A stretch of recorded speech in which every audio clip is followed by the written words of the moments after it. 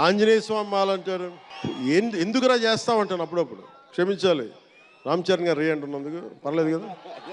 బాధ్యత తప్పకుండా ఉండటానికి, నియంత్రించుకోవడానికి, అహంకారం రాకుండా ఉండటానికి ఎప్పుడు చూడండి చెప్పులు లేకుండా ఉంటాడు. అంటే నాకే అనిపిస్తుంది, నేనే కనీసం నేను వేసుకునే చెప్పులు కూడా వదలడానికి ఇబ్బంది పడతాను అప్పుడప్పుడు.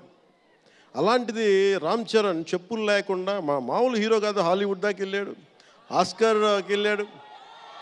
అక్కడికి వెళ్ళి ఎంత గుండె ధైర్యం అంటే, నేను చెప్పులు వేసుకుంటా, అవసరమైతే మంచి సూటు బూట్ వేసుకుని తయారవుతాడు, లేదంటే అయ్యప్ప స్వామి మాలేసుకుని కనిపిస్తూ ఉంటాడు.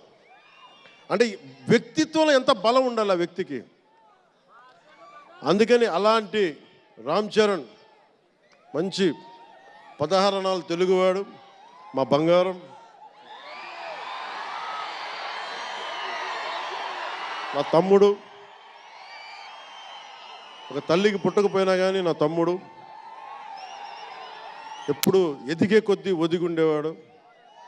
అతనికి మరింత విజయం కలగాలని, అద్భుత విజయాలు కలగాలని మనస్ఫూర్తిగా ఒక బాబాయ్గా కాదు, ఒక అన్నగా ఆశీర్వదిస్తున్నాను. I love you, Ram Charan. I love you all.